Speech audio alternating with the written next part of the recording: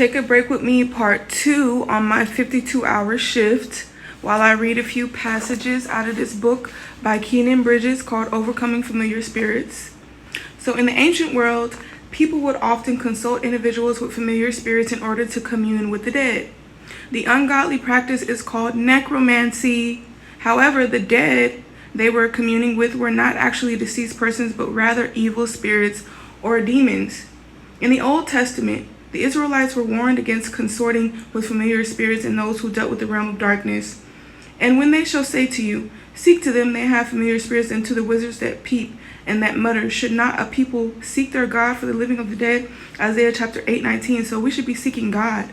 If God created all of us, why would you consult a dead person? Why would you consult a dead person for advice for a life of the living? Why would you and I know that people who have passed on know certain, but like God knows everything. If God knows everything, past, present, future, he created everything.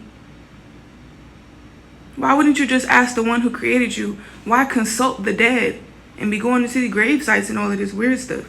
Leviticus chapter 19 verse 31 says, regard not them that have familiar spirits, neither seek after wizards to be defiled by them. I am the Lord your God.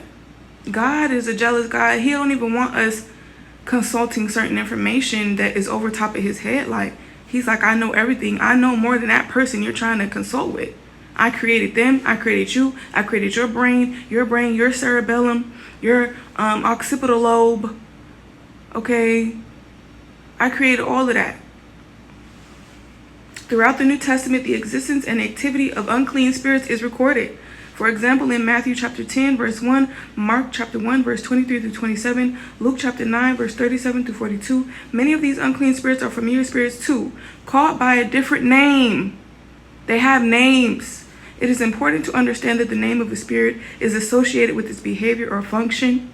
Thus, an unclean spirit defiles or contaminates the person it attacks, possesses, or oppresses. Whether familiar spirits enter people's lives through necromancy or other avenues, that we would discuss in this book. They always have a nefarious assignment, as evidenced by the pain and havoc they produce in the lives of their victims.